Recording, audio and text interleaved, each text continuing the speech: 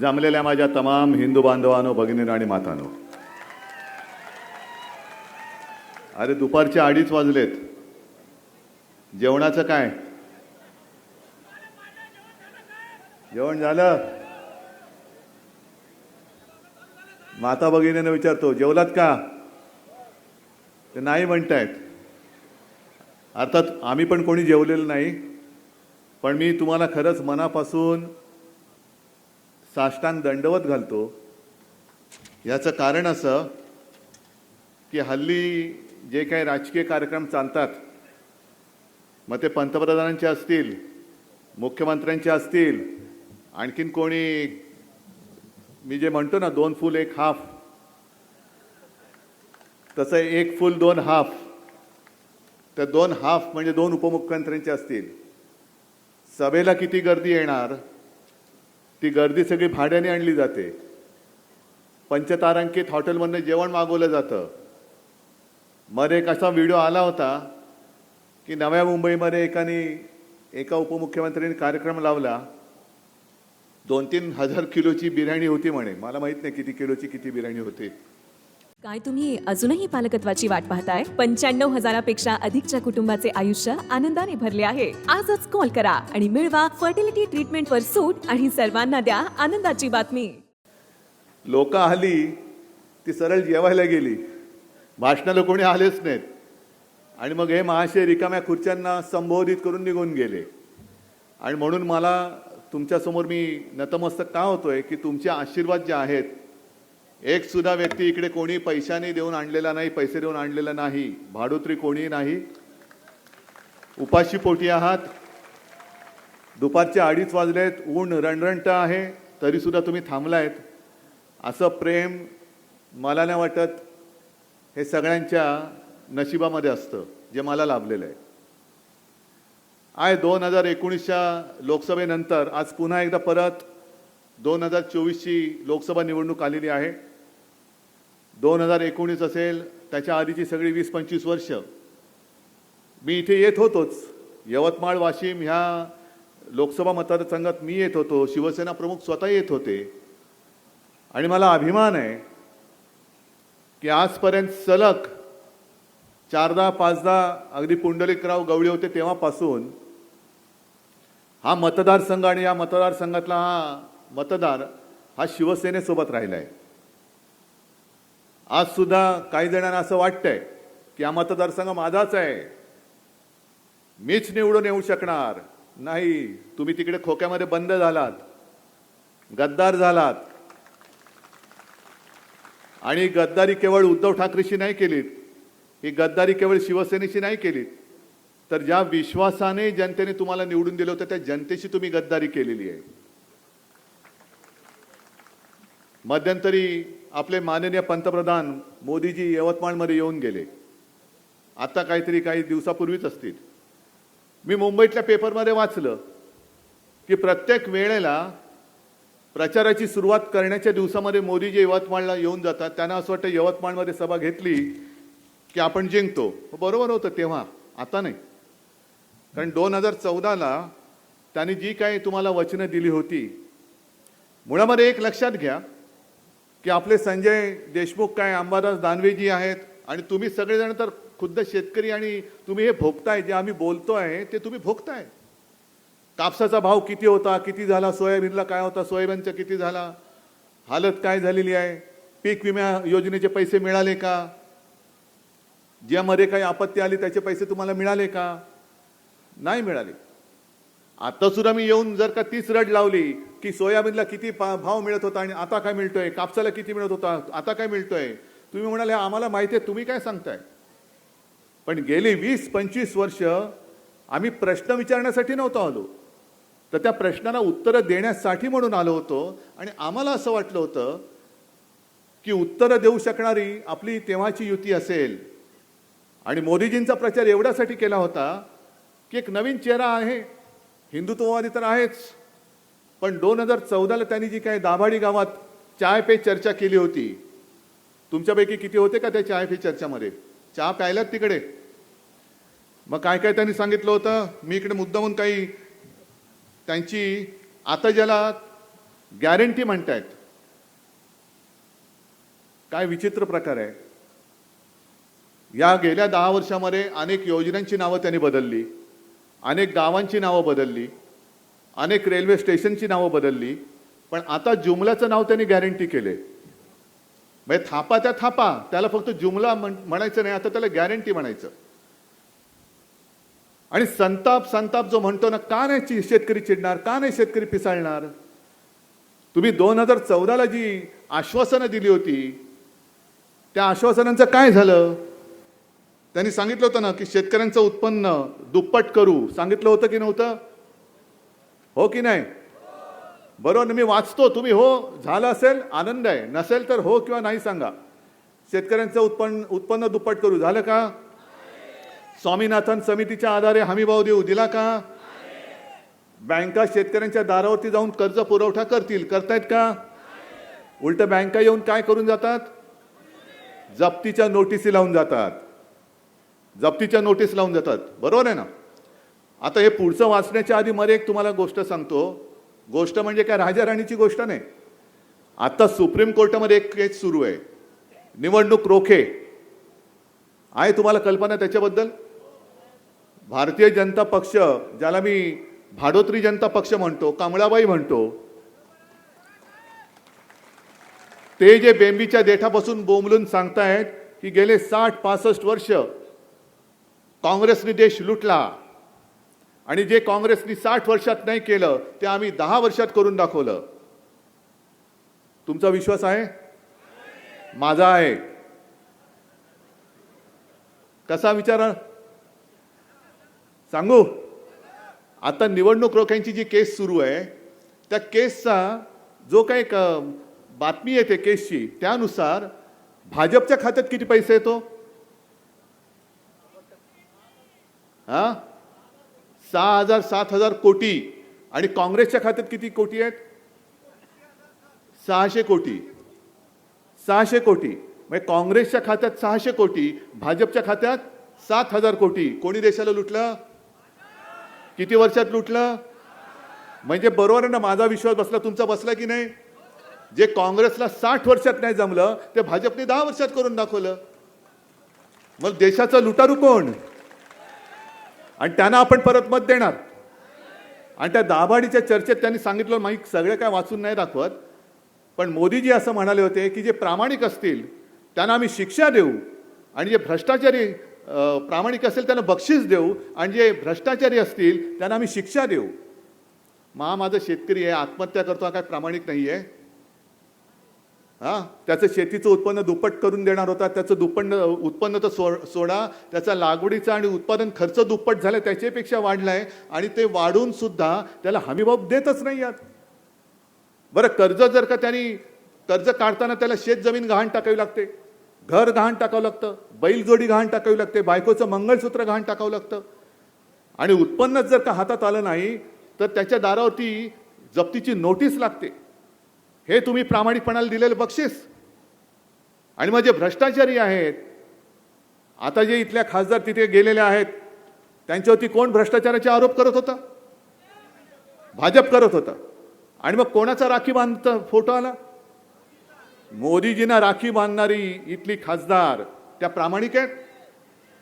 त्यांचा सुयश सहाय्यक तो तुरुंगात होता. म्हणजे हे तुम्ही जे म्हणताय मोदीजी, प्रामाणिक जो असेल त्याला आम्ही बक्षीस देऊ, त्याला आत्महत्येचं बक्षीस तुम्ही देताय, आणि भ्रष्टाचारी असेल त्याला शिक्षा देऊ, त्याच्याकडनं राखी बांधून घेताय आणि तिची रक्षा करताय, तिची राखणदारी मोदीजी तुम्ही करताय. हे तुमचं हे बक्षीस आणि शिक्षेमधला हा फरक आहे. त्याच्यानंतर पुढे जे आहे तो कागद बघू, तर सोडून द्यावा, तो बोलायच्या लायकीचा नाही. सगळ्यांना वीज पुरवठा मिळेल अशी व्यवस्था करू. आता संजय देशमुख बोललेत, वीज पुरवठा होतोय तुम्हाला. त्याच्यानंतर मी बोललो तसं लागवडीचा खर्च अर्ध्यावरती आणू, भटक्या बंजारा समूहांना विशेष विकास निधी देऊ, शाळा देऊ, दिले. आदिम कोलमांना पक्की घरे देऊ, पिण्याचे पाणी, शेतीसाठी पट्टे देऊ, दिलेत. मग एक आता व्हिडिओ मी बघतो, माझ्याकडे लागतोय का, हा आवाज तुम्हाला कळेल कोणाचा आहे, कारण हा व्हिडिओच आहे. आणि हा व्हिडिओ मी नाही काढलेला, या अशाच चॅनलमधनं आलेला तो व्हिडिओ आहे. जरा बघा.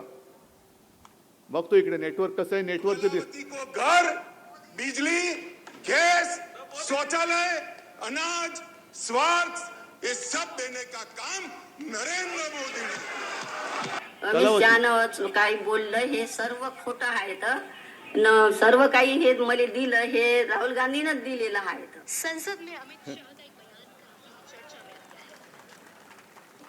में ऐकायला आलं? कोणाचे आवाज होते? अमित शहा. आणि दुसरा कोणाचा होता? कलावतीबाई. मला वाटतं याच अलीकडे पलीकडे कुठेतरी आहे ना त्यांचं घर, इकडेच आहे ना. मग एवढं अगदी ढळढळीत खोटं बोलतात. आणि मला असं वाटतं त्यांनी कदाचित संसदेत केलेलं भाषण असेल. मग हे तुम्हाला सगळं डांगरून टाकायचं, जणू असं दाखवायचं की करतोय ते आम्हीच करतोय. 2014लाच हा भारत देश जन्माला आला, त्याच्या आधी देशच नव्हता. किती नालायकपणा करायचा, किती नालायकपणाचा. आणि आता न जरा थांबा, मी तुम्हाला या सगळ्या गोष्टी ज्या आहेत त्या थोड्याशा वेगळ्या पद्धतीने सांगतोय. तुमच्या समस्या मोदी सोडू शकतात का? आणि त्यांना सोडवायच्या पण नाहीयेत. कारण जोपर्यंत तुम्ही तुमच्या समस्यांशी भांडत राहताय तोपर्यंत ते जे काय कुरंट चालतायत त्यांच्याकडे तुमचं लक्ष जाणार नाही. आज सुद्धा ते जे काय सांगतायत की आम्हाला एवढ्या जागा पाहिजेत, तेवढ्या जागा पाहिजेत, कशाला पाहिजेत? बऱ्याच वर्षानंतर 2014 सालीच तुमचं एका पक्षाचं सरकार तिकडे आलं होतं. आम्ही मूर्ख होतो, आम्ही तुमची पालखी वाहिली होती. 2019ला पण मूर्ख ठरलो, पुन्हा आम्ही तुमची पालखी वाहिली. 300 जागा पार करून तुमच्या एका पक्षाचं सरकार आलं तरी पोट भरत नाही. पण आता यांना 400च्या वरती जागा पाहिजेत. 400च्या वरती जागा यांना देशाच्या विकासासाठी नकोय. जर देशाचा विकास करायचा असता तर या परिसरात गेल्या 10 वर्षात किमान एक तरी उद्योग आणला असता. तो कुठला प्रकल्प, बेबळा प्रकल्प, तो पूर्ण करायला काहीतरी पैसे दिले असते. माझ्या शेतकऱ्याच्या कापसाच्या भावाबद्दल काहीतरी बोलणी केली असती. दाभाडीचे शेतकरी जेव्हा पंतप्रधानांना भेटायला गेले तेव्हा त्यांना भेट नाकारली. आणि काल परवाच्या झालेल्या सभेमध्ये सुद्धा त्यांना येऊ दिलं नव्हतं. हे खरं बोलतोय का खोटं बोलतोय तुम्ही मला सांगायचं आहे. आणि यांना जी 400च्या वरती जागा पाहिजेत, या जागा या घटना बदलण्यासाठी पाहिजे. मग यांना आता डॉक्टर बाबासाहेब आंबेडकरांनी लिहून दिलेली घटना, ज्या घटनेच्या आधारावरती मी मुख्यमंत्री म्हणून शपथ घेतली होती, मोदीजींनी घेतली होती, ती घटना यांना बदलायची आहे. आणि याचा सुतोवाच केंद्रातले एक जे मंत्री आहेत अनंत कुमार, त्यांनी बोलून दाखवलं की आम्ही आता ह्याच्या पुढे घटना सुद्धा बदलणार. ती बातमी सुद्धा माझ्याकडे आहे. आणि एकदा घटना बदलली दाखवताना सांगणार तुमच्या हितासाठी.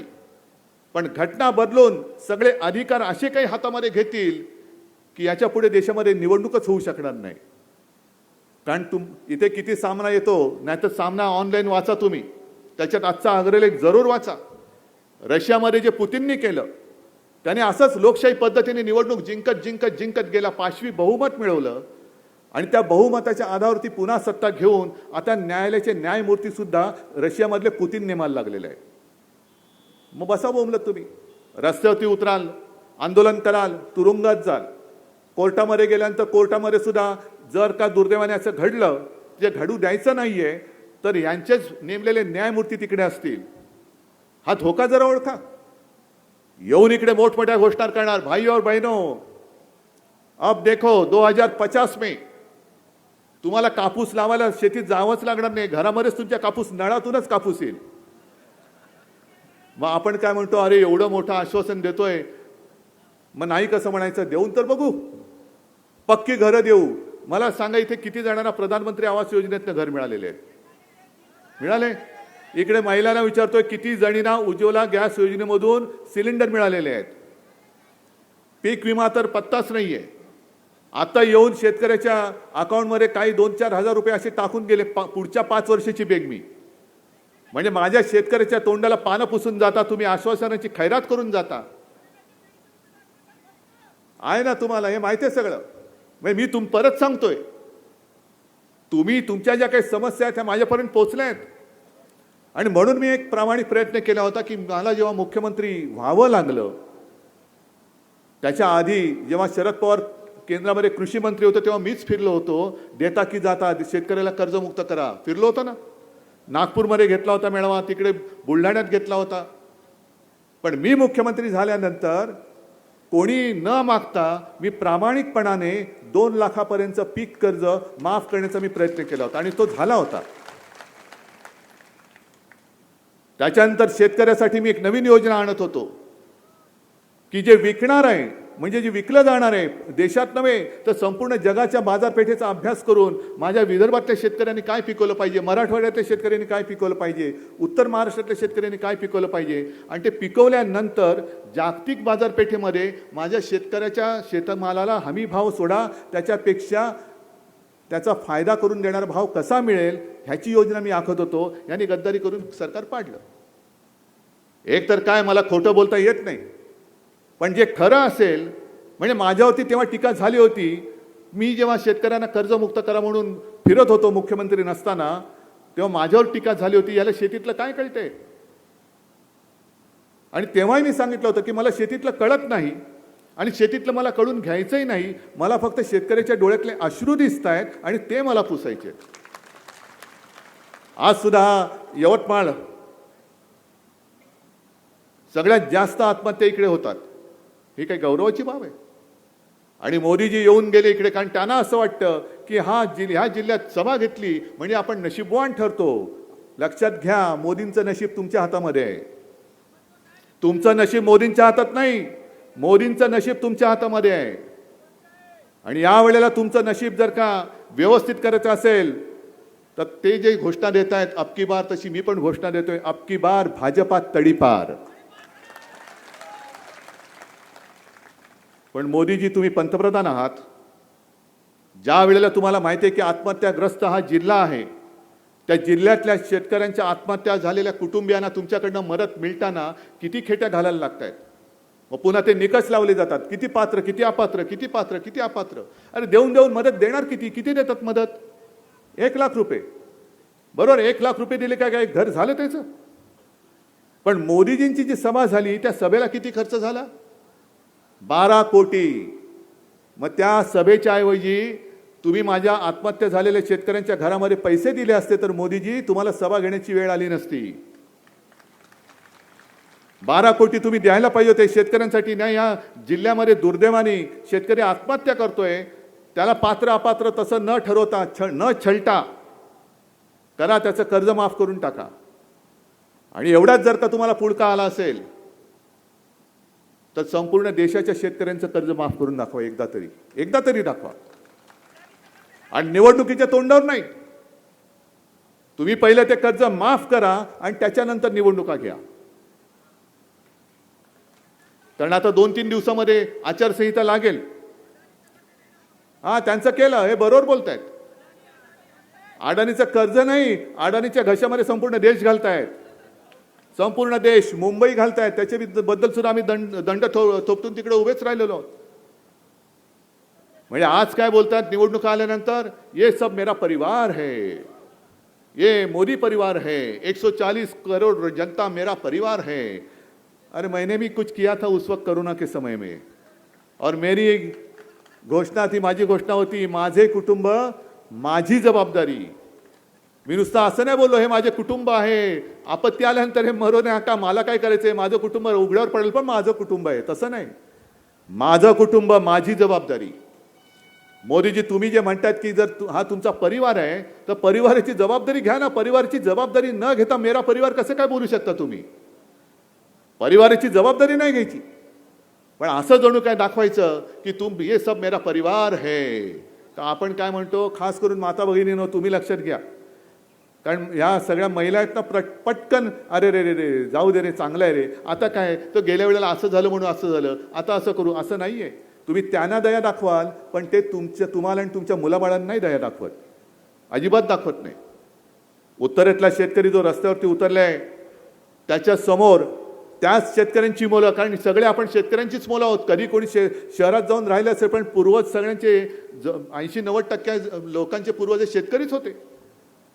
त्या शेतकऱ्यांच्या समोर पोलिसांना बंदुका रोखून उभं करतायत, अश्रुधूर सोडतात, तारेचं कुंपण टाकतात, रस्त्यावरती खिळे पसरवतात. मग असं जे सरकार ज्या शेतकऱ्याला दिल्लीमध्ये येऊ देत नाही, आणि तुम्ही दाभाडीतले शेतकरी तुम्ही सुद्धा दिल्लीत गेले, तुम्हाला कोण भेटले नाहीत, असे पंतप्रधान कडेकोट बंदोबस्तात येणार आणि तुम्हाला थापा मारून परत जाणार, हे पंतप्रधान परत तुम्हाला पाहिजे? आम्ही मूर्ख बनलो, जरूर मी ती चूक कबूल करतो की 25-30 वर्ष ज्या तुमच्या समस्या तुम्ही आज बोलताय त्याच समस्या तेव्हाही होत्या आणि आम्हाला असं वाटलं होतं की आता बदल झाला पाहिजे. बदल तुम्ही केलात. शिवसेनेचा हक्काचा खासदार निवडून दिला. याही वेळेला आपल्या शिवसेनेचा मशालीवरचा खासदार तुम्हाला परत निवडून द्यावाच लागेल. कारण त्या लोकांनी आता पहिली गोष्ट मला एक सांगा, मुद्दामून बरं झालं आठवलं, निवडणूक आयोगाने जो निकाल दिलेला आहे उफराटा निकाल, आणि दुसरा तो आपल्या लबाडानी म्हणजे त्या नार्वेकरने निकाल दिलाय, शिवसेना कोणाची तुम्हाला मान्य आहे काय? तुम्हाला तो दाढीवाला तुमचा पक्षप्रमुख म्हणून मान्य आहे काय? शिवसेना कोणाची? उद्धव ठाकरेची नाही, उद्धव बाळासाहेब ठाकरेंची. कारण मी शून्य आहे, माझ्या मागे माझ्या वडिलांचं नाव आहे उद्धव बाळासाहेब ठाकरे, म्हणून हे त्यांचे आशीर्वाद माझ्या सोबत राहिलेत. आणि हेच त्यांच्या पोटात दुखतंय, याला करायचं काय? याचे आमदार फोडले, खासदार फोडले, तरी त्याच्या मागची जनता हालायला तयार नाही. जेवणाची सोय नाही, काही नाही, काही नाही, ना कोणाला पैसे देतोय, तरी जिथे जातोय तिकडे हजारोच्या संख्येने लोक येत आहेत. ह्याचं करायचं काय? ह्याचं करायचं काय? ह्याचं कारण असं, अमित शहा जे मध्ये म्हणाले होते की उद्धव ठाकरेला त्याच्या मुलाला मुख्यमंत्री करायचंय. अमित शहाना मी प्रत्येक ठिकाणावरून आव्हान देतोय, अमित शहाजी तुम्ही, अगदी पंतप्रधानांना पण सांगतोय, पण मोदीजी तुम्ही सुद्धा आज घराणेशाहीबद्दल बोलता आहात, मग एकदा होऊनच जाऊ द्या.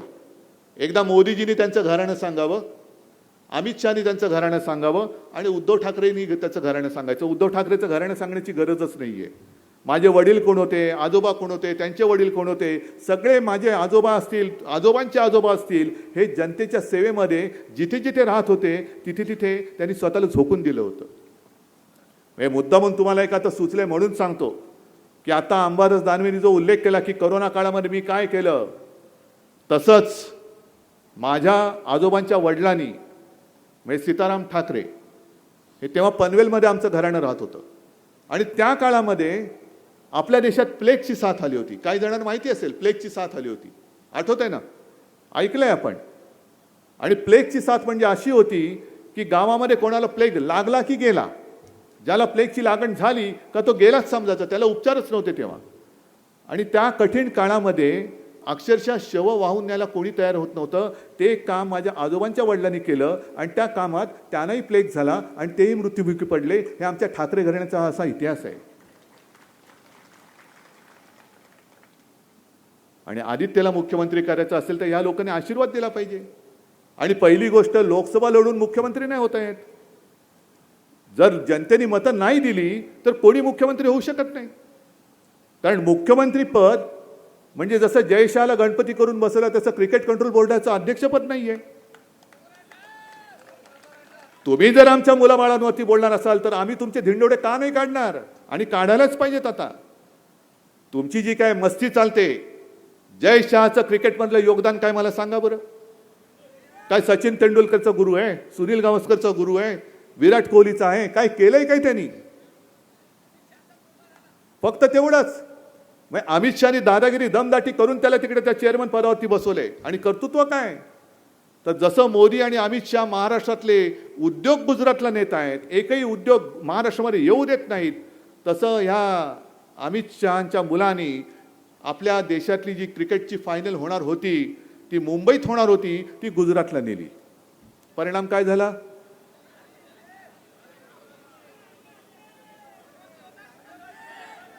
परिणाम काय झाला? नाही, ते तसं मी पनवती वगैरे नाही बोलत. परिणाम काय झाला सांगतो तुम्हाला. त्या फायनलच्या निमित्ताने महाराष्ट्राला जो काही एक आर्थिक थोडा फायदा झाला असता तो गुजरातला करून दिला. म्हणजे सगळं महाराष्ट्र ओरबाडण्यासाठी तुम्ही आणि तुमचे बापजादे लागलेले आहेत. आणि आमचा महाराष्ट्र काय तुमच्या लुटारूंची पालखी वाहणारा महाराष्ट्र वाटलं की काय? आणि म्हणून मी मैदानात उतरलेलो आहे.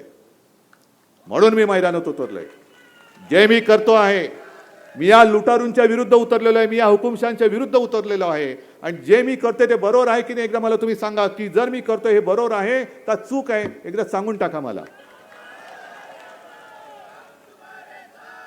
बरोबर करतोय? मग इथे जो आपला खासदार, जो उमेदवार मी देईन, धनुष्यबाण त्यांनी चोरलेला आहे. चोराच्या हातात धनुष्यबाण आहे.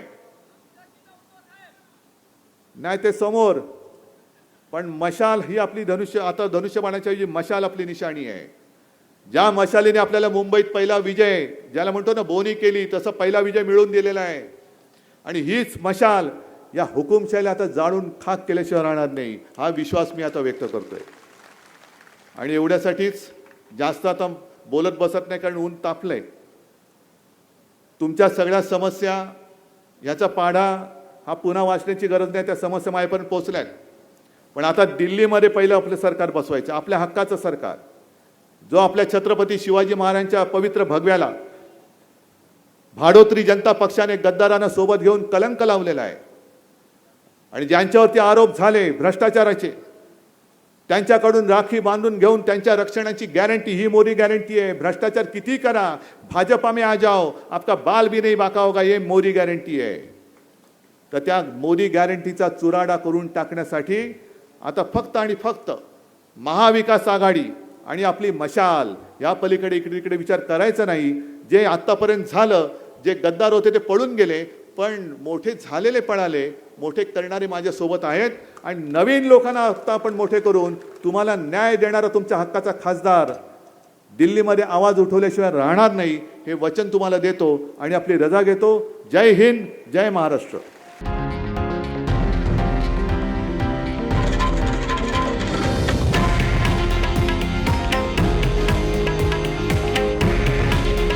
हे आहे देशातील नंबर 1 न्यूज नेटवर्क आणि आपण पाहत आहात TV9 मराठी. काळजी तुमची, हित महाराष्ट्राचं.